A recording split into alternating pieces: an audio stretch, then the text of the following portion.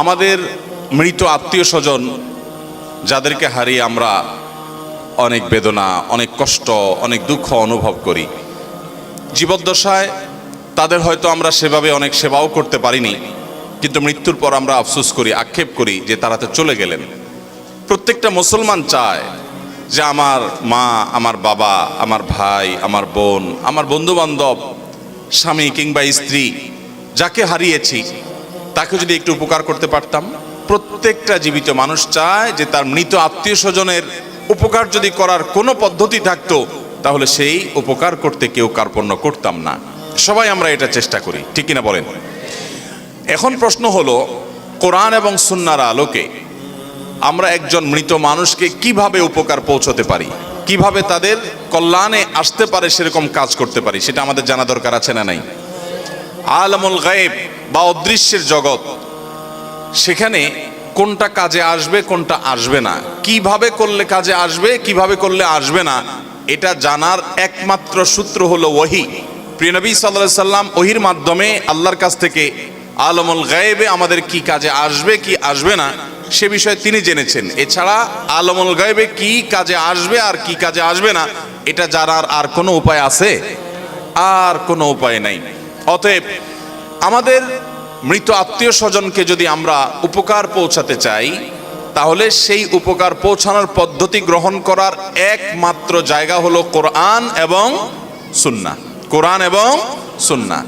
আমার বাবা দুনিয়া থেকে চলে গেছেন প্রায় কয়েক মাস হয়ে গেল, এবং আমরা অনেকে আমাদের প্রিয় বাবাকে, অনেকে মাকে, অনেকে আত্মীয় স্বজন নিকট আত্মীয়দেরকে হারিয়েছি। আমরা প্রত্যেকটা মানুষ চাই যে জীবদ্দশায় বাবার জন্য তেমন কিছু করতে পারি নাই, আফসোস হয় মৃত্যুর পর। জীবদ্দশায় বেশিরভাগ মানুষ আমরা বাবা মার কদর করতে পারি না, কিন্তু কদর ঠিকই হয়। সেটা কখন হয়? মৃত্যু বরণ করার পর। কত বড় বটগাছ মাথা থেকে সরে যায় সেটা বাবাকে হারানোর পর বোঝা যায়। কত বড় ছায়া মাথার উপর থেকে সরে যায়, কত বড় আপন মানুষকে আমরা হারিয়েছি সেটা আমরা অনুভব করতে পারি, টের পাই কখন? যখন আমাদের মমতাময়ী মা দুনিয়া থেকে চলে যায়। ভাইরা আমার, যাদের মা বাবা জীবদ্দশায় আছে, করজোড়ে মিনতি করি এই বটবৃক্ষের কদর করবেন। হারিয়ে গেলে আফসোস করবেন, কিন্তু আর ফিরে পাবেন না। অতএব আমাদের জীবিত বাবা মা, জীবিত প্রতিটা আপনজনকে আমরা কদর করার চেষ্টা করব। আল্লাহ আমাদেরকে তৌফিক দান করুন। এখন প্রশ্ন হলো, তাদের ওয়াফাতের পর, তাদের মৃত্যুর পর, তারা দুনিয়া থেকে চলে যাওয়ার পর আমরা প্রত্যেকটা মানুষ, বিশেষ করে সন্তান হিসাবে মা বাবার জন্য, স্বামী হিসাবে স্ত্রীর জন্য, স্ত্রী হিসাবে স্বামীর জন্য, ভাই বোন আত্মীয় স্বজন পরস্পরের জন্য কিছু একটা করার জন্য আমাদের মধ্যে ব্যাকুলতা, আমাদের মধ্যে অস্থিরতা, আমাদের মধ্যে পেরেশানি, এটা অনুভব করা যায়। বাংলাদেশে ওলামা একরামের চাইতে, মাদ্রাসার শিক্ষকদের চাইতে, মসজিদের ইমাম খতিবদের চাইতে সাধারণ মানুষের এই আকুলতা, এই ব্যাকুলতা, এই অস্থিরতা, এই পেরেশানি মুর্দার জন্য কিছু করার যে চেষ্টা, এটা আলেমদের চাইতে আর ভালো কে জানে?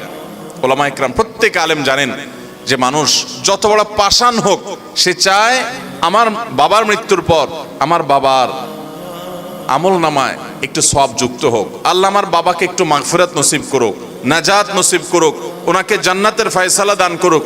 এর সমস্ত সন্তান চায় কি চায় না? যদি বেঁচে থাকতেন তো আদর করে একটু খাওয়াতে পারতাম, একটু পান করাতে পারতাম। তিনি আল্লাহর জিম্মায় চলে গেছেন, আমার আর কিছু করার সেখানে নাই। অতএব সেখানে তাকে উপকার পৌঁছানোর একমাত্র মাধ্যম হলো আল্লাহ রাব্বুল আলামিন যদি তার প্রতি রহম করেন সেটি, আর তার উপায় জানার একমাত্র উপায় হলো কোরআন এবং সুন্নাহ। আল্লাহ রাব্বুল আলামিন কোরআনে কারিমে বলেছেন, সূরা নাজমের 36 থেকে 39 নম্বর আয়াত পর্যন্ত, এখানে বলেছেন, আমলাম ইউনাব্বা বিমা ফি সুহফি মূসা, মূসা আলাইহিস সালামের সহিফাতে, তার প্রতি নাজিলকৃত আসমানি গ্রন্থে কি লেখা হয়েছে, কি বলা হয়েছে, এগুলো কি তাদেরকে বলা হয়নি? ওয়া ইব্রাহিম আল্লাযী ওয়াফা, যে ইব্রাহিম আল্লাহর সঙ্গে কৃত ওয়াদা পূর্ণ করেছেন আলাইহিস সালাতু ওয়াস সালাম, তার সহিফাতে আল্লাহ তাআলা কি নাজিল করেছেন সেটা কি তারা জানে না? কি ছিল সেই সহিফাগুলোতে? দুইটা কথা, আল্লাহ তাজিরু ওয়াজিরাতুন বিজরা উখরা, পৃথিবীর কোন মানুষের পাপের বোঝা, একজনের পাপের বোঝা অন্যজন বহন করবে প্রত্যেকটা মানুষের পাপ তাকেই পাবে। একজনের পাপের বোঝা আরেকজনকে বহন করা লাগবে। দুনিয়াতে মানুষ ভুল করে বিচার করতে, বিশ্লেষণ করতে গিয়ে, জাজমেন্ট করতে গিয়ে এই জন্য একজনের পাপের বোঝা আরেকজনের ঘাড়ের উপরে হয়তো চাপাতে পারে, না বুঝে, না জেনে বা ইচ্ছাকৃত। কিন্তু আল্লাহ রাব্বুল আলামিনের ফয়সালা হলো কিয়ামতের দিন কোন মানুষ তার পাপের বোঝাকে আরেকজনের উপরে চাপাতে পারবে না। প্রত্যেকেই যার যার পাপের প্রায়শ্চিত্ত তাকে করতে হবে। এবং আরেকটি কথা হলো আল্লাইসা লিল ইনসানি ইল্লা মা সাআ, মানুষ যা নিজের জন্য আখিরাতের কামাই করে নিয়ে গেছে শুধু ওইটাই তার উপকারে আসবে, এছাড়া আর কিছু তার উপকারে আসবে না। এই দুটি কথা আমাদেরকে পরিষ্কারভাবে জানিয়ে দেয় যে আমাদের মৃত আত্মীয় স্বজনরা দুনিয়া থেকে যদি কিছু নেকামল নিয়ে যান, নামাজ পড়ে যান, দান সাদেকা করে যান, রোজা রেখে যান, তাসবিহ তিলাওয়াত করে যান, তাহলে সেগুলো তাদের মৃত্যুর পর তাদের কাজে আসবে। আমল নামার সেই সওয়াবের বিনিময়ে আল্লাহ তাআলা তাদেরকে দিবেন। এর বাইরে মৃত ব্যক্তিদের জন্য আমরা জীবিত হিসাবে যে উপকার করতে পারি সেটা মৌলিকভাবে সবচেয়ে বড় বিষয় হলো মৃত ব্যক্তির জন্য দোয়া করা। দোয়া করা এটা এত বড় উপকারী একটা কাজ যে নবী করিম সাল্লাল্লাহু আলাইহি সাল্লাম বলেছেন, মানুষের মৃত্যুর পর বারজাখী জীবনে, বারজাখী জীবন মানে হলো মৃত্যুর পর কবরস্থ হলে কবরে বা মানুষের ধ্বংসাবশেষ যেখানে যে অবস্থায় থাকে সেটার সেই জীবনটাকে বলা হয় হলো বারজাখী জীবন। বারজাখী জীবনে আল্লাহ রাব্বুল আলামিন মানুষকে জান্নাতি হলো জান্নাতের নেয়ামত আর জাহান্নামী হলো জাহান্নামের শাস্তি তাকে ভোগ করান, এবং সেটা অলৌকিকভাবে হয়, অদৃশ্যের বিষয়, আমরা সেটা অনুভব করতে পারি না।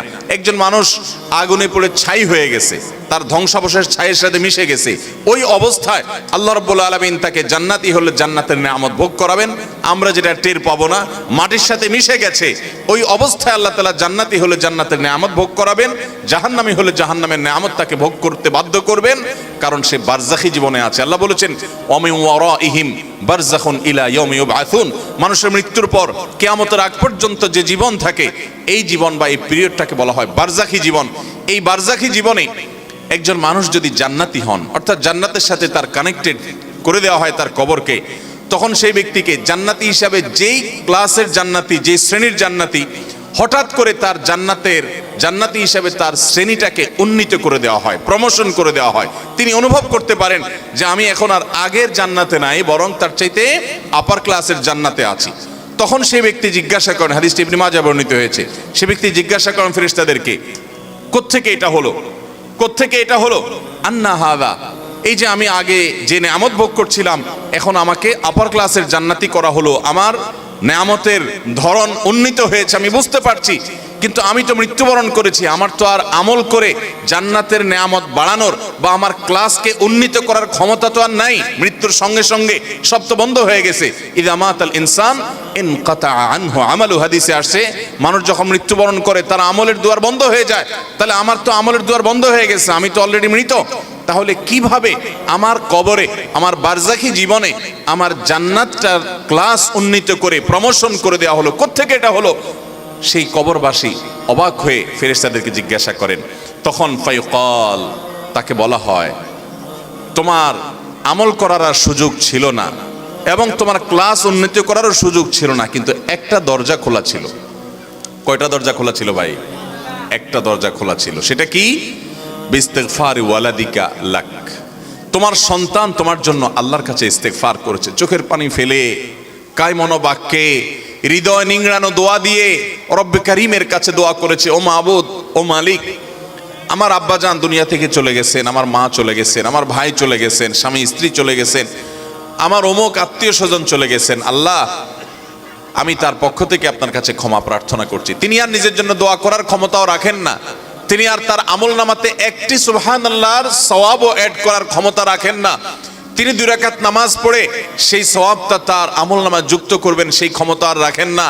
ও মালিক, তার সমস্ত আমলের দুয়ার বন্ধ হয়ে গেছে, আমি তার পক্ষ থেকে আপনার কাছে দোয়া করি, আপনি তাকে মাফ করে দেন, আপনি তার প্রতি রহম করেন, আপনি তাকে ভুল ত্রুটি মাফ করে জান্নাতি হিসাবে মর্যাদা দান করেন। যখন কোনো মানুষ তার প্রিয়জনের জন্য দোয়া করে, বিশেষ করে বাবা মার জন্য এভাবে দোয়া করে, নবী করিম সাল্লাল্লাহু আলাইহি ওয়াসাল্লামের ইবনে মাজাহ বর্ণিত হাদিস বলছে যে ফেরেশতারা তখন ওই ব্যক্তিকে বলেন যে বারজাখী জীবনে তোমার যে জান্নাতের ক্লাসকে উন্নীত করা হলো, তোমার জীবিত সন্তানরা দুনিয়া থেকে তোমার জন্য যে দোয়া করছে, সেই দোয়ার কারণে তোমার এই মর্যাদা বৃদ্ধি করে দেওয়া হলো। ভাইরা আমার, আমরা যদি আমাদের মৃত আত্মীয় স্বজনদের হাহাকার, তাদের ব্যাকুলতা, তাদের কষ্ট, তাদের যে দোয়া এবং আমাদের পক্ষ থেকে তাদের জন্য ইস্তেগফার, এটার যে কাঙ্গাল তারা, এটা যদি আমরা দেখতে পেতাম, আমরা বোধহয় পান, আহার, আরাম, আয়েশ সবকিছু ছেড়ে শুধু চোখের পানি ফেলতাম। কত অমানুষ সন্তান আছে যে বাবা অনেক আগে মারা গেছেন, মা অনেক আগে মারা গেছেন, ভুলে গেছে। কবরগুলো যত পুরাতন হতে থাকে, মানুষ প্রিয়জনকে তত ভুলতে থাকে। কবরগুলো যত পুরাতন হতে থাকে, মানুষের স্মৃতি থেকে আপনজনরা তত দ্রুততার সাথে হারিয়ে যেতে থাকে। অথচ তারা প্রতিটা মানুষ প্রতিটা মুহূর্তে দোয়ার মুখাপেক্ষী। মোহতারাম হাজরিন, অতএব আমাদের বাবা, আমাদের মা, আমাদের আপনজন দুনিয়া থেকে যদি চলে যায়, তাদের জন্য আমাদের সবচেয়ে বড় করণীয়, মূল করণীয়, প্রধান করণীয় হলো যে আমরা তাদের জন্য আল্লাহর কাছে দোয়া করব। কি করব? ইনশাআল্লাহ দোয়া করব।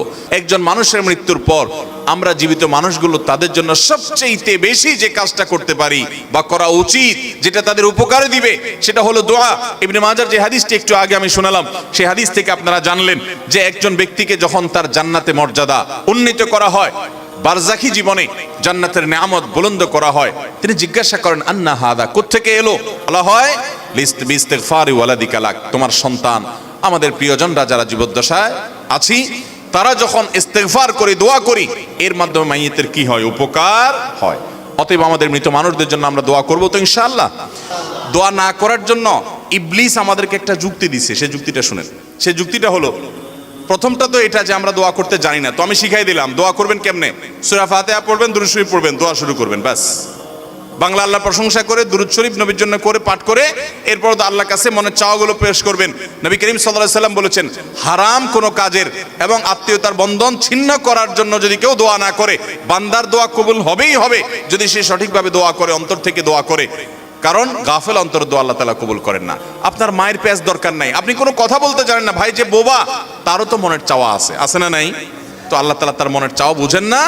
আল্লাহ রাব্বুল আলামিন সবকিছু টের পান। অতএব আপনি অনেক সাজানো গোছানো কথা বলতে পারছেন না, কোনো দরকার নাই। আপনি যা পারেন তা বলেন, কিছু বলতে পারছেন না, শুধু চোখের পানি বলেন এবং মনের আকুতিগুলো মনে মনে বলেন, আল্লাহ তাআলা সেটা পর্যন্ত শুনতে পান। দোয়া করবো তো ইনশাআল্লাহ। আমাদের মুর্দাদের জন্য আমাদের দোয়া করতে হবে, চোখের পানি ফেলতে হবে। ভাইরা আমার, বাবারা আমার, আমাদের দাদা দাদি, নানা নানি, তাদের বাপ দাদা, আমাদের নিজেদের আপন, আমাদের কাছের আত্মীয় স্বজন এবং আমাদের বাবা মা, আত্মীয় স্বজন সহ বন্ধু বান্ধব, পাড়া প্রতিবেশী, আরো যারা দুনিয়া থেকে চলে গেছেন, তাদেরকে আমরা যদি উপকার পৌঁছাতে চাই, আল্লাহর শপথ করে বলছি, সবচেয়ে বড় উপায়, সবচেয়ে বড় মাধ্যম হলো আপনি নিজে আল্লাহর কাছে একটু হাত তুলে চোখের পানি ফেলেন, নামাজ পড়ে 2 রাকাত, অথবা যখন আসেন, এমনকি বিনা ওযুতেও সম্ভব, আপনি ভোর রাতে নামাজের আগে পরে, অবসর সময়ে, শুক্রবারে, বিশেষ করে আসরের পরে শুক্রবারে বা যে কোনো সময়, আপনি 2 হাত তুলে, অথবা হাত তোলার সুযোগ নেই, আপনি হাঁটছেন। আমি কিন্তু আমল করি ভাই। আমার বাবা দুনিয়া থেকে চলে গেছেন, গভীর রাতে মাহফিল শেষ করে বাসায় যাই, হঠাৎ বাবার কথা মনে পড়ে, আর সাথে সাথে আল্লাহর সাথে কথা বলা শুরু করে দেয়। আল্লাহ, আমার আব্বাজান আজকে বেঁচে থাকলে কত আমল করার চেষ্টা করতেন, কোনোদিন দেখি নাই আমার আব্বাজান রহমতুল্লাহ আলাইকে, জীবনে একটা দিনও দেখি নাই যে কোরআন তেলাওয়াত ছাড়া তার দিনটা কেটেছে, কোনোদিন দেখি নাই। কোরআন তেলাওয়াত কোনোদিন করতে পারেন নাই সারাদিন ব্যস্ততার কারণে, রাতে এসেছেন বাসায়, অস্থির হয়ে গেছেন, আমার কোরআন তেলাওয়াতটা করতে হবে।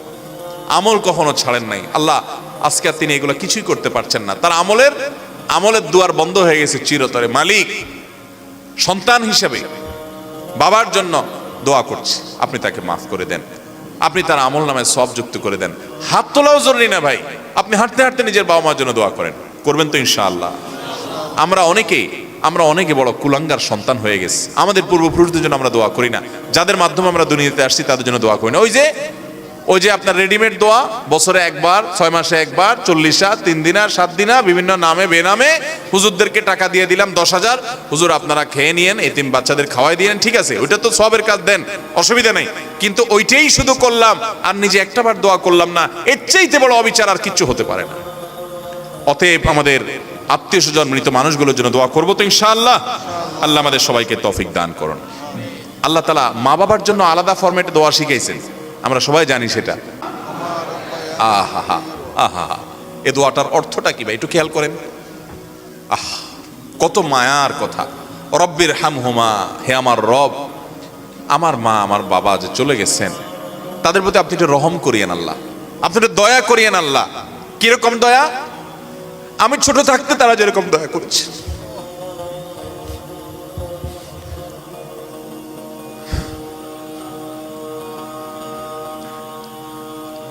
আমাদের বাবা মা বাচ্চাদের প্রতি কতটা মায়া করেন, যারা সন্তানের বাবা হয়েছেন তারা সবাই টের পান কি পান না?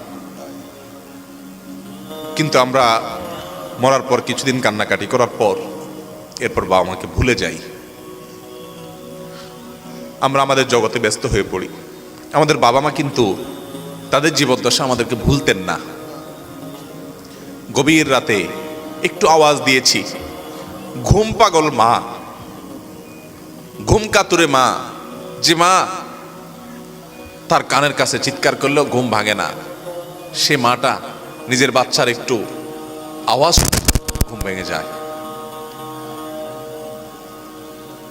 বেশিরভাগ বাবা, পৃথিবীতে বহু খারাপ মানুষ আছে ভাই, কোনো খারাপ বাবা খুব একটা নাই, হাতে গোনা দুই একটা বিচ্ছিন্ন ঘটনা ছাড়া বহু খারাপ মানুষ আছে পৃথিবীতে। কিন্তু খারাপ বাবা, সন্তানের জন্য বাবা কি না করে বলেন, কি না করে।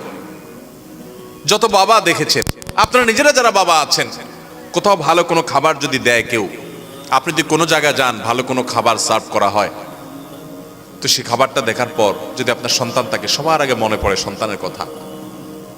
এত সুন্দর টেস্টি খাবারটা যদি আমার ছেলেটার জন্য নিয়ে যেতে পারতাম, বা মেয়েটা যদি তার সাথে শেয়ার করতে পারতাম, মনে পড়ে কি পড়ে না বলেন? কিন্তু আমরা বেশিরভাগ মানুষ বড় অত্যাচারী, বড় অবিচারী। আমাদের মা বাবা জীবদ্দশায় তো তাদের প্রতি আমরা হক আদায় করতে পারি না, মৃত্যুর পরও তাদের জন্য আমাদের হক আদায় করা হয় না। ভাইরা আমার, বাবা মার জন্য দেখেন কি দোয়া আল্লাহ শিক্ষা দিয়েছেন, রব্বির হামহুমা কামা রব্বায়ানি সগীরা। আল্লাহ, আমাকে ছোটবেলায় আমার মা যে মায়া করেছেন, আল্লাহ আব্বা জান যে মায়া করেছেন, যে স্নেহ করেছেন, নিজের শরীরের চামড়া দিয়ে যদি জুতা বানিয়ে দেওয়া হয়,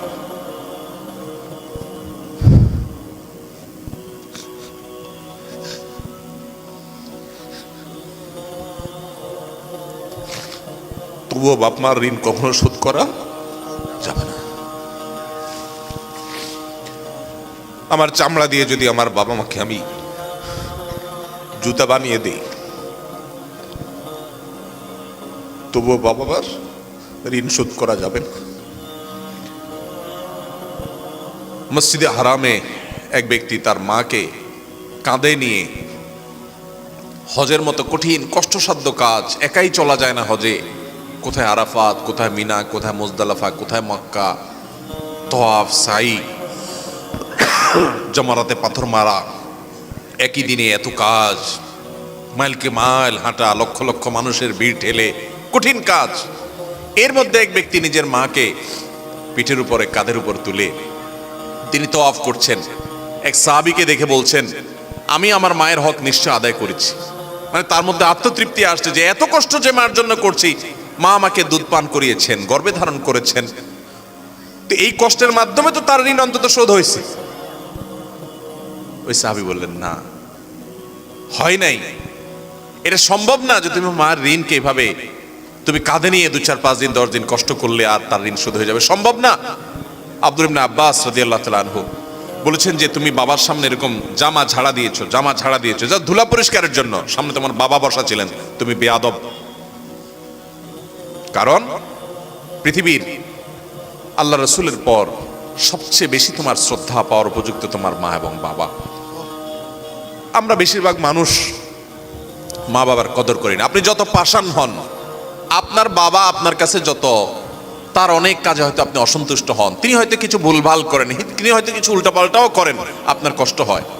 টের পাবেন যেদিন এই বটবৃক্ষের ছায়া মাথা থেকে সরে যাবে। মাহফিল শেষ করে যখন বের হতাম, আব্বাজান ফোন দিতেন, যত রাত হোক। আমার গ্রামে মাহফিল হলে চা বানায় বসে থাকতেন, যত রাত হোক, পেরেশান হয়ে যেতেন। এখন আর কেউ ফোন দেওয়ার মতো নাই যে ফোন দিয়ে খবর নেবে। ভাইরা আমার, আল্লাহ রাব্বুল আলামিন আমাদের মা বাবার প্রতি আমাদের কর্তব্য পরিপূর্ণ আদায় করার তৌফিক দান করুন। যদি আপনি জীবদ্দশায় মা বাবার হকে ত্রুটি করে থাকেন, মৃত্যুর পর তাদের জন্য দোয়ায় ত্রুটি করা যাবে।